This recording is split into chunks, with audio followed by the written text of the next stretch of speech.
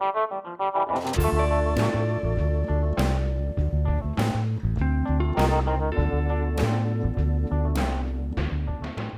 Leopold was born into a Jewish family that loved show business.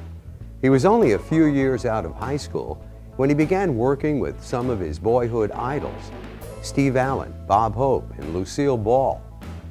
Tom has written for numerous performers, including Chevy Chase, Richard Belzer, and Christopher Guest. He has also written for Cheers, Ellen, and Seinfeld, and many other television shows. So, how did a Jewish television writer turn into a Catholic radio host? Let's find out. Did you know when you wanted to get into show business, or was it just always there? Always, from always. age, 7 maybe. I was very sickly as a kid, so I was always watching. I had really bad asthma. Other kids were playing baseball. I was sort of the Martin Scorsese story almost. Who? Martin Scorsese? You know, yeah, very similar to that. Yeah. He was older than me, but I mean, even in my day, the medicine was just cortisone and speed. You know, you black out in the playground and you wake up and they'd shoot you up with adrenaline. And that's when my habit began. That's a different interview. Okay, no, I don't have that. Just kidding. From Miami, how did you get into show business? Well, I as a kid, I did all the plays. I was in neighborhood theater and in high school, and I auditioned. I wanted to leave high school early. It was just miserable. Like so many, I guess, show business people, it was just miserable. I was terrible. I missed a lot of school because of asthma. I never caught up. I wanted to just go to New York and go to the neighborhood. I wanted to be an actor, I didn't know. And so I ended up auditioning for NYU's School of the Arts, which was only a 2-year, had only just been on for a year. And we had because I was from the South, they had all the auditions in New Orleans. So me and my friend Jack Grayman, and we had a magic act together, The Amazing Leo and Curly. We fly to New Orleans, we had an audition, and I had to do 2 pieces, but they said, that's okay. What else can you sing? And I said, sure. I hadn't planned a song. He said, well, sing a song, tell us a joke. And I sang the coffee song. You know that song there? I don't know. Way down among Brazilians, coffee beans grow by the billions, so they've got to find those extra cups to fill. It's just because I was a Sinatra in that. And they liked that, and they said, tell a joke, and I told a joke about a guy who was desperate to get in and go fight in Vietnam. Do you remember the joke? It was something like, goes to the draft board, I want to go in. I'll do anything. I want to just. He says, no, you're crazy. Get out of here. So I forget what it goes. But I got in because of that. And then I was the youngest kid in the school at 17. Wow. And everybody else had been to college for 2 years. And that's where I met Michael McKean and Christopher Guest. They were 19. I was 17, which is a big difference in that when you're that age. And we were funny, and we took a lot of heat for it because at acting school, the only important thing was if you could cry a lot. And we were just doing scenes from The Knack and funny scenes. And so we took a lot of heat, and they wanted to hold me back at acting school. If you can imagine the humiliation, I was right back where I started. And they and I thought, well, I'm not going to say to my father, they held me back at acting. My father was going, this. I thought that's what you could do, kid. I thought that was what you could do. But I had started, even in I was 18 or 19, I started getting commercials. My commercials, we were watching the famous Mets game, World Series, where they won the World Series in 1969. 69. And we're in the green room, and my commercial comes on. I started doing all these commercials, and I got to pay for my college right away. I got an agent, and so the teacher said, well, we need to hold you back. You're just not crying enough during the checkoff or whatever the hell they wanted me to do. And I said, you can't hold me back. I'm opening off Broadway at the Cherry Lane Theater in 2 months. I got it. And I've never had a job outside. That's great. Except for 1 week. My whole life.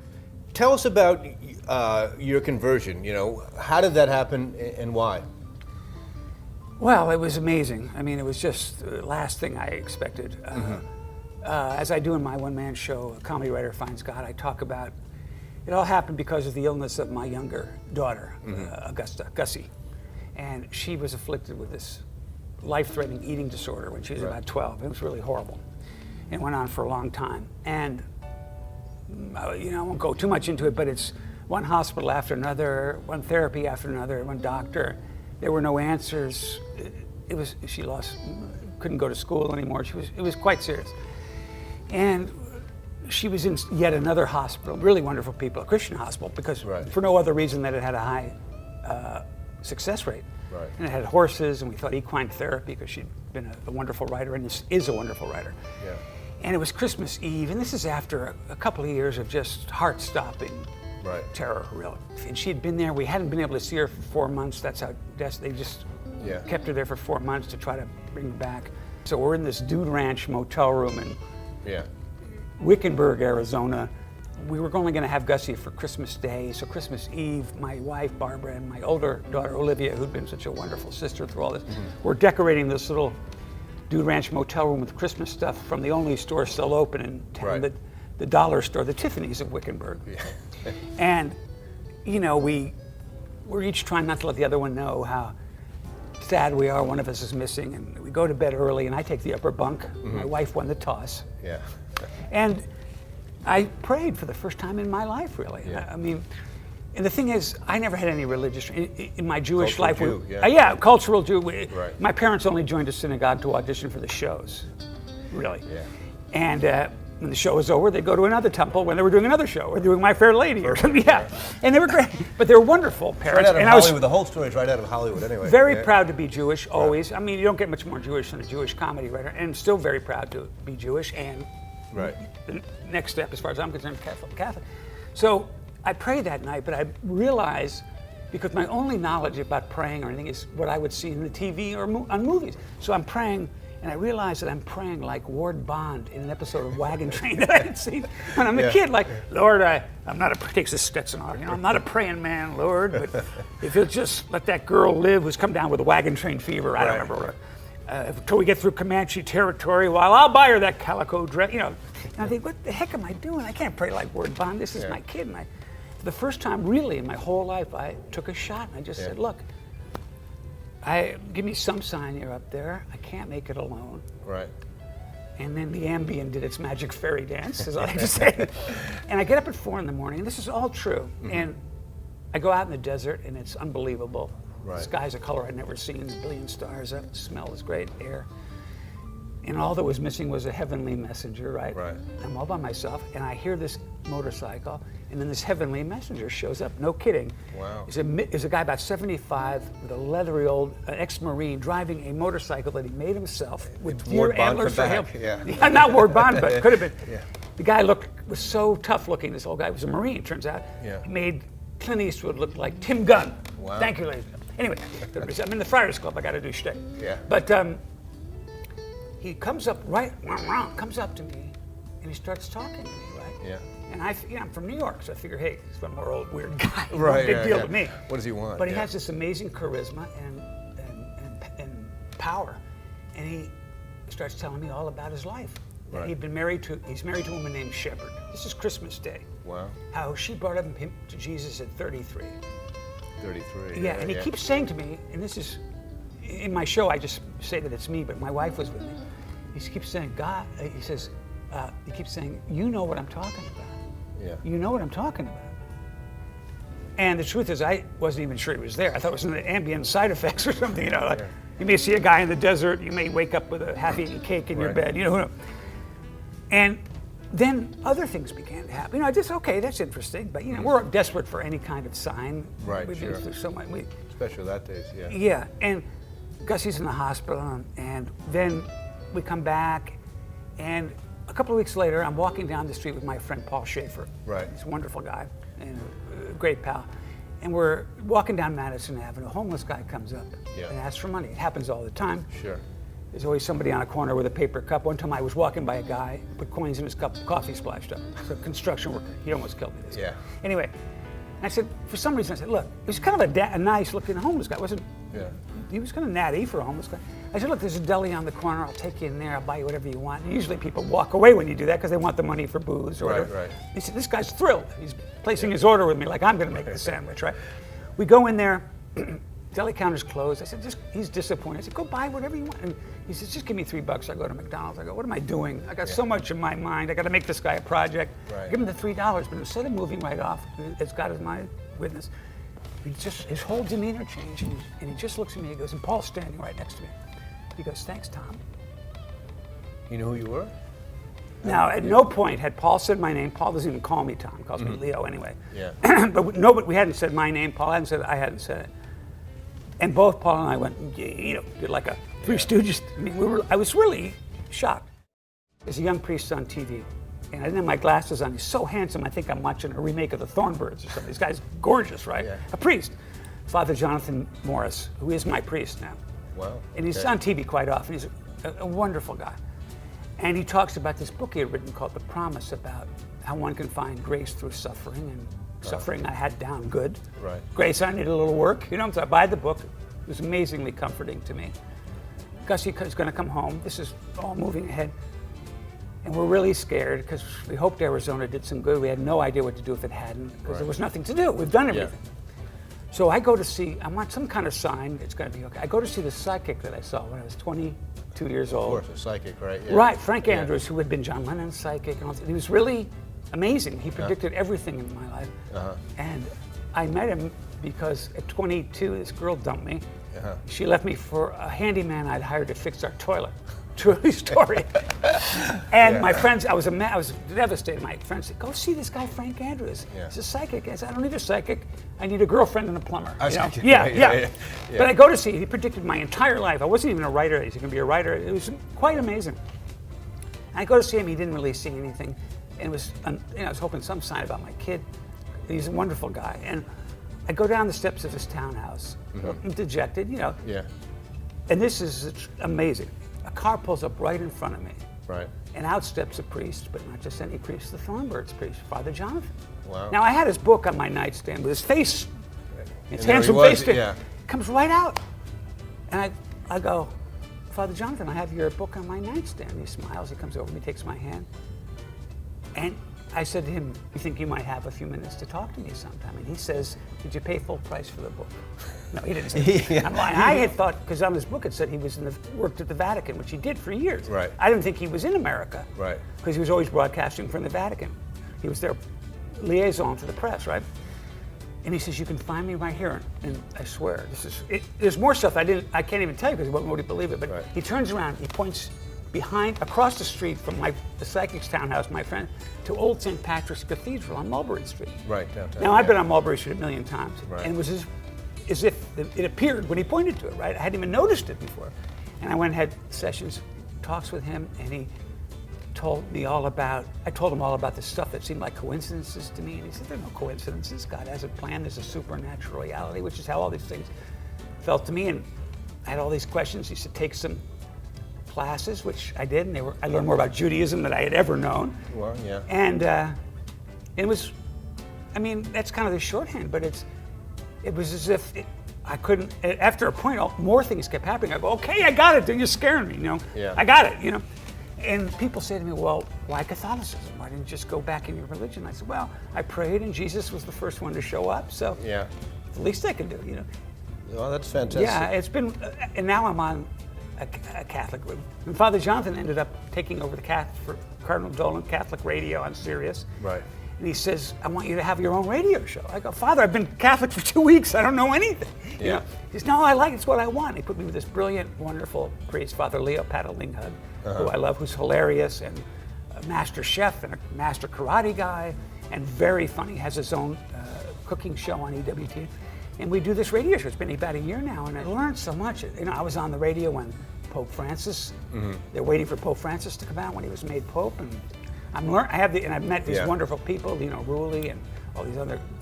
It's been amazing. It's just been an amazing turn of events. And What do you think of the Pope? Crazy about it. Yeah. Swinging. Hippest Pope ever. Yeah. Hippest Pope ever. He I'm mad pretty about cool. him. Yeah, he's really great. Now, how did your family, your wife and kids respond to? Well, my wife is Catholic. Yeah, okay. Born Catholic. And my kids all went to Episcopal school here. And they were great. My wife, I never asked her to convert to Judaism. She never asked me to convert to Catholicism. It was never about, "Oh, my wife is Catholic," because we're married 23 years by this time, Right. And they were great. And the thing is, my friends were really wonderful. I was sort of nervous to tell them because a lot of my friends. Right. Well, first of all my friends are in show business, and that's kind of a secular world. Sure. And my dearest friends, like Paul Schaffer, is Jewish, and he, I was sort of nervous to tell him, and he was so incredible that not only was he incredible, he says, said, you know, he says, it's great, Leo, because everybody knew we were suffering with Gussie. And Right. it was bringing us comfort, so that's all anybody cared about, my family, my mom. My mother said, I told my mother, and I said, your hair looks great, Mom. I'm going to be Catholic. When she didn't hear anything after, your hair looks great. No, but she was great. She said, if it makes you call me more often, great. You know, Yeah. everybody was wonderful. And Paul threw me a Tom Leopold's Absolutely Last Day as a Jew roast at Sammy's Romanian restaurant. It was a roast. In downtown, yeah. Yeah, and his opening line was, you know, all my friends were there, and they roasted me, Loudon Wainwright, Paul, and a bunch of people. And I'd eaten there the day before our wedding, 25 years before, and the food had just worked its way through my system 25 years later. And Paul opens with, isn't this great? Does Tom Leopold know how to abandon his people or what? You know, and it was one of the greatest nights of my life. So all my friends have been just wonderful about it. Wonderful about it, yeah. Have you met any other Jews that had converted to Catholicism? A couple. When I go do my show, people come up to me and tell me that. But interestingly, more people come up to me, and this is, when I started doing this one-man show, Comedy Writer. Yeah, tell us a little about that as well. Well, it's really funny. Yeah. Based on the reaction, and people seem. But the amazing thing is that everybody laughs. I mean, old people, hip people, young people, hip people, show business people, priests, nuns. Right. They all laugh at the same stuff. Even the Jewish stuff. They all seem touched by the same stuff. You know, one thing I hadn't thought of though was I thought, what is this going to be sacrilegious? I went and saw my Monsignor. I did it for him. Hey, Monsignor, let me do my act for you. Because first time I did it was at Old St. Pat's in the gym. And I was so scared because, but he said, no, it's great. I go, okay. Yeah, they have a sense of humor. You know? Yeah, and I didn't know if everybody would laugh at this, and I was so relieved that, but the interesting sort of secondary thing was like a lot of people, like I did it at St. Mary's in Notre Dame, and I just came back from LA. Yeah. I did it at this wonderful church in Santa Clarita. I did it for just a week ago, did it Knights of Columbus. Is a lot of people come up to me with just who've been suffering with their children too. Right. And that's a wonderful blessing to me that it helps them too if their kid, you know, some people come up to me that have lost their kids and they're like crying, and it's like, I had no idea. So if I can help. I don't know what little help I do, and even if I can spread the Lord's word a bit. Share your suffering, I think I think that's good, and I hope in a small way it seems to touch people spiritually slightly. It's my little apostolate, I guess. Yeah. As I'm told by my priest. When did you transition from being an actor to being a writer? Chris Guest and I started writing for the National Lampoon magazine, which was a big deal at the time, and the radio show. Right. So I would be off doing a play in Boston or Washington, the Arena Theater or Stockbridge, and I'd be sending in these pieces for the magazine. And when I was in New York, I'd go up and do stuff on the National Lampoon Radio Hours, where I met Belushi and Chevy and Billy Murray and all those guys. And it just sort of evolved in where I would be acting and writing. And Chris and I did a pilot that didn't go anywhere. Right. And so it was back and forth. I was doing Gunsmoke, Annex, Broadway, off-Broadway. So I was, you know, but I'd be writing, I was always so much funnier backstage, way more, I was okay, you know.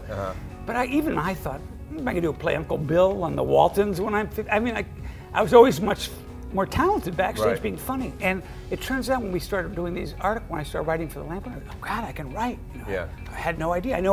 I just didn't want to be the funniest guy at a party. I thought, where's the living in that? But it turns out I had no idea I could write because I hardly had read any books or anything. Reader's Digest, you know, those little books my parents had with, it was all you know, in there. War and Peace, this thick, you know. And and then my really big break, I did a bunch of things before, but my really big writing break was when Chevy Chase left Saturday Night Live. He was the biggest star in the country. Sure, yeah. And it's kind of a funny story. Chevy said, look, calls me up. He says, I've just left Saturday Night Live. They want me to do a big TV special for NBC. And we knew each other slightly, but not that much. And he says, I want you to tell me something. I heard something you said. Right. And if you said it, I'd like you to write on my TV special. Just me and 3 other guys. And what was that? Chris Guest's sister is a dear friend of mine, Alyssa Guest. Right. And I was doing a play in Boston for 5 months called Moon Children. And she called up and said, Tommy, I want to come see the play. I said, great, come stay. Can I stay with you? I said, yeah. She said, I'll stay 2 or 3 days. I said, stay 2. Which is not hilarious, but I mean, I would hire somebody if I heard that, you know. And to Chevy's credit. Right. It's funny how those little things. And I ended up writing a great deal of that first special and the second special. And then I started doing the McKean Davis show, and they were part of the Fifth Dimension. And then Steve Allen show and a lot of others. And at the same time, I was co-starring in a series with Ted Knight when he left Mary Tyler Moore as his son, a short-lived, terrible series. Wow. And then Steve Allen had a summer replacement show. It sounds like it's 1940. You know? Yeah. In 1945, I did the Bill Bendix show, but it was the tail end of all that stuff. And Steve Allen thought I was funny. Yeah. Who was a big hero. He was like the David Letterman of my childhood. Yeah, no, he was great. And I don't know what possessed me, but the day I met Steve Allen, he was very tall, like 6'4", and I'm standing next to him. This was my boyhood idol, Right. you know. And he had a round Band-Aid on his neck. And it was the first day of working around location, doing a bit that I wrote. And I'm standing next to him, I didn't know what to do, and for something possessed me, and I just went over to him, and I just put my finger on the Band-Aid that he had a pimple or cut himself shaving. yeah. I said, hold my calls, Gwen. Have Cheech bring the car around and tell Tony at the barber shop I'm going to get a haircut today and a shoe shine. I just kept my finger there for a long time. I don't know why I did it. I was crazy. And he just fell down laughing, and he puts me on the show. So it was me, Catherine O'Hara, and I were writers. Yeah. From SCTV, and he puts us Yeah, both she's on good. as performers. I ended up doing sketches with Lucille Ball, and here we are in the Lucille Lucille Ballroom. Ballroom, yeah, wow. I'm out of high school 6 years, and I'm doing sketches with Lucille Ball. I'm dancing with Donald O'Connor and Steve Allen. It's like, forget about it. Why don't we talk a little about where we are? What are we? We're at the Friars Club. You know, tell me about We're this at the place. heart. We're at the epicenter, my friend, of show business. Right. The heart, the engine, baby. We're in the Lucille Ballroom, And who what's I your- worked with. Yeah, what's at the your Friars Club. affiliation? I mean, that's the other thing is, you know, you were so young working with your boyhood idols. and Everybody, Jonathan Winters, Bob. Yeah. I wrote for Bob Hope. Yeah. Of course, Chris, Chevy, Jonathan Winters, who I Right. worked with a lot, who was like Yeah. an angel to me. These guys, it was like to me, if I had thought that I would, Jerry Lewis, I mean, Right. everybody. It was like going, I imagined when I was a kid, it was like going to the moon. It was the most impossible thing. And so the reason I'm at the Friars Club is because I write a lot of the roasts Right. that they do. And as a very gracious thing, they made me a life member. I don't pay Right. dues or anything. And I love it. Everybody here is great. Do you have any shows coming up in New York or that we can see? No, I'm going, not as of the moment. I'm going to go, I just came back from doing the Mark Twain Awards this year for Carol Burnett. I do that every year. Great. And I get to write for a lot of good people this year. Wow, and she I'm going, must be great, too. She's wonderful. Yeah. And Julie Andrews and Wow. and Marty Short, who's a friend of mine, and Paul's a dear friend of Paul Schaffer. And I know Marty for years. I never got to write for him. And I'm going to London to write on a really funny show there called The Kumars. And I was in London about 6 months ago writing for Brian Henson, the Muppet game show. Yeah. I was writing for a bunch of Muppets. So why don't we can you want to show us a little around Yeah. the club? Come on. Yeah. It's a huge room. Tom. He was a big talent. Tommy Leopold. Paul Schaffer. Leopold. Oh, you're a mega talent. It's good to, who is this guy? This is Terry. He's interviewing me for a... Terry. how are you? You know, I'm telling you, the Friars is Chase. Yeah. You used to come here to see people in the business. Now you come for a fitting. Oh, come on. You mean there's not enough show For a business? fitting. But I want to tell you, For fitting? Yeah. What are you doing? What are you doing here? you know, I keep rooms here now at the Friars upstairs. Dog. Yeah, I'm just Really? coming down from my Is everything coffees. okay with you and Kathy? Well, of course. Okay, yeah, but, I'm worried about it. Yeah. Space in a relationship is so important. You got it. There comes a point in every marriage, you don't know about this, Terry, where you must go to the Friars Club. You've got what to happens really upstairs? stay over. You must stay over at the Friars In the Club. spirit of- Honey, I'm going to the club. You know what I wanted to ask you about? Sure. His last night as a Jew. Can you tell us about that? Well, Paul hosted the whole evening. Tom made a change in his life, and he left behind his beloved religion and that of many of the members here at the Friars Club, and he became a Catholic. Are you still a Catholic? Well, what have you heard? Okay. And I thought it was only appropriate because he is, even as a Catholic, the most Jewish Catholic you're going to meet. That's for sure. To We're have very open. Well, I'm Jewish with an asterisk, like Roger Maris. to throw him a Friars-inspired roast on his last night before his conversion to Catholicism. It's unbelievably. We billed it as Tom Leopold's last night as a Jew, and it took place on the Lower East Side Do your opening line of that you Manhattan. did. Do the opening line you said. Well, only Tom, you know, was writing for me up until the very last second, and just before I was about to go on, he said to me, when you come up to the mic, say this. I'm still writing here. Yeah, he said, say this. What a night. Does Tom Leopold know how to betray his own people or what, ladies and gentlemen? Yeah. And That's that is the good. kind of friend, that's the kind of writing, quality of writing style that he has. Well, I now You write know. for a lot of people who are leaving. Yeah, here. so For a he lot of them. couldn't, you know, if you can write a line like that, you gotta be Jewish. And Paul had, everybody roasted me, everybody was, Harry Shearer came as an Orthodox rabbi, full outfit, and performed an intervention. Tumala! You're telling me? Yeah. I had to rent the outfit. I know. I wish there was some footage from that night. There is. Yeah, there's some secret footage. There's secret yeah. footage. It's in the same vault as Jerry Lewis's The Day the Clown Cried. Yeah, you'll never see it. You'll never see it. But also, Paul had 3 wonderful gospel singers there, and we ended up the evening singing "Oh Happy Day." Well, that was really Maybe you remember a little of that, Paul. symbolic. Yeah, but if the, you know, God forbid there would be a Your piano piano here. No. at the Friars Club. Yeah. I came to as a little mini roast right now, you know, with dressed as him with a sort of a cardigan look. Wonderful look. You're a wonderful human being. You are marvelous. A wonderful Catholic. Thank you. This guy, you know, why would you really lower yourself to interview a guy like this? I gotta get out of here. Good night, everybody. Paul Schaffer, ladies and gentlemen, right here at the Friars. And all my life as a kid, and I'd watch TV and I'd watch all the old comics, and he said, "Oh, I'm at the Friars Club," and I dreamed that someday I could be in the Friars Club, you know. And here I am. I can't believe it. And you were pretty much waiting for me to interview you here, right? That's right. Waiting My for the right conversion, time. my conversion to Catholicism is great, but Yeah. the fact that I'm here talking about Yeah. this makes it even greater. No, because I've been praying to God, when are you going to get Tom over here, because we need him. Take him, you Lord, know? because I want to get to the Friars Club. Right, Yeah, that's the absolutely. only way I was going to get in.